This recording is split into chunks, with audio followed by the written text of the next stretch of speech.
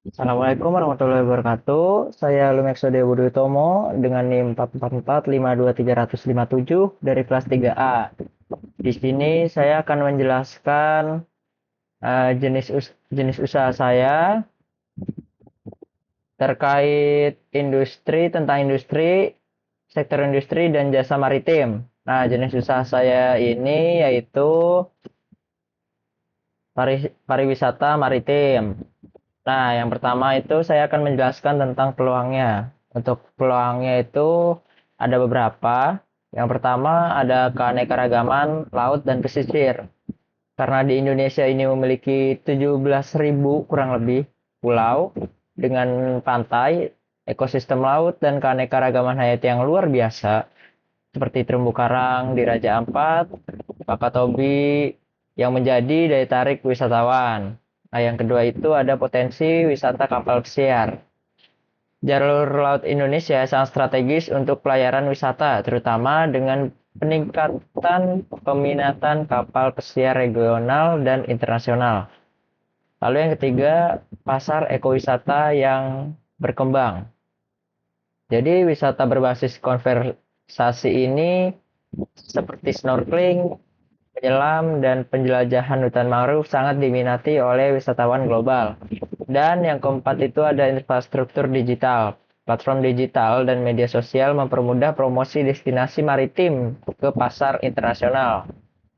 Lalu selain peluang, ada tantangan. Saya akan menjelaskan tantangannya. Yang pertama, kurangnya infrastruktur. Banyak destinasi maritim di wilayah terpencil yang belum memiliki akses transportasi dan fasilitas wisata yang memadai. Walaupun memang di destinasi wisata pulau-pulau tersebut itu bagus, tetapi memang fasilitasnya itu pasti kurang gitu dibanding pantai-pantai yang tidak terpencil atau wilayah-wilayah yang tidak terpencil gitu. Lalu yang kedua ada regulasi dan pengelolaan. Kurangnya regulasi yang efektif dalam menjaga keberlanjutan destinasi maritim, termasuk pengelolaan sampah laut dan zona konservasi.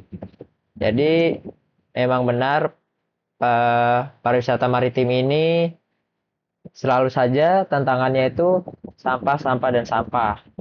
Dan memang dari kita pun harus lebih sering mengingatkan para para wisatawan agar menjaga lingkungan dan kebersihannya. Lalu tantangan yang ketiga ada kompetisi regional. Destinasi maritim Indonesia bersaing dengan negara-negara tetangga seperti Thailand, Filipina dan lainnya. Lalu untuk strategi pengembangan, saya ada beberapa strategi pengembangan. Yang pertama ada peningkatan infrastruktur wisata.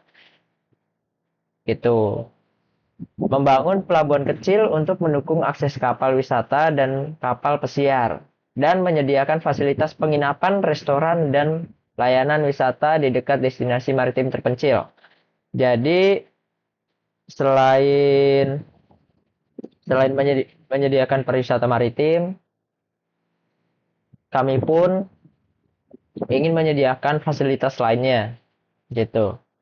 Seperti penginapan, restoran, dan lain sebagainya, agar para wisatawan itu semakin nyaman di pariwisata maritim kami. Gitu. Dan sebagai pembeda di antara pariwisata maritim lainnya, agar ada nilai plus. Lalu yang kedua ada pengelolaan berkelanjutan. Mengintegrasi konsep ekowisata untuk melindungi lingkungan laut dan membatasi jumlah wisatawan di zona sensitif melalui sistem kuota dan izin. Lalu yang ketiga ada promosi dan branding. Memanfaatkan media sosial tentunya dan juga kerjasama dengan agen atau orang luar di sana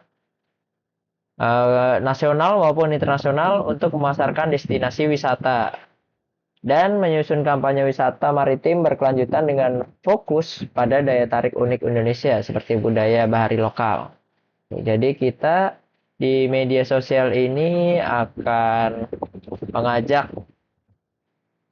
para wisatawan nasional maupun internasional untuk eh, cobai destinasi wisata dari kami.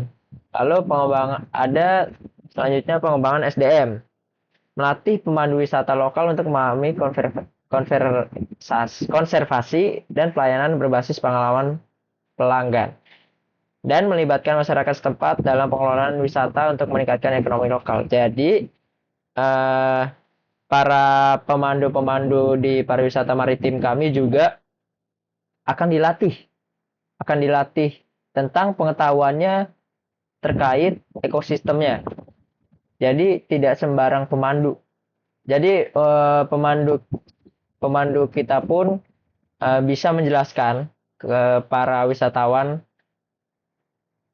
dampak akibat dari perbuatan-perbuatan manusia di ekosistem. Itu. Lalu yang terakhir ada diversifikasi produk.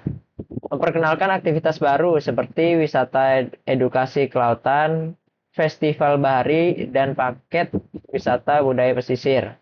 Dan menawarkan pengalaman unik seperti tinggal di rumah apung atau berlayar di kapal tradisional seperti pinisi. Itu. Dengan pengelolaan yang terencana dan berbasis berkelanjutan, pariwisata maritim di Indonesia dapat menjadi sektor unggulan yang tidak hanya memberikan manfaat ekonomi, tetapi juga menjaga keindahan alam laut di Indonesia untuk generasi mendatang. Gitu. Baik, sekian saja penjelasan industri dari saya. Kurang lebihnya mohon maaf. Wassalamualaikum warahmatullahi wabarakatuh.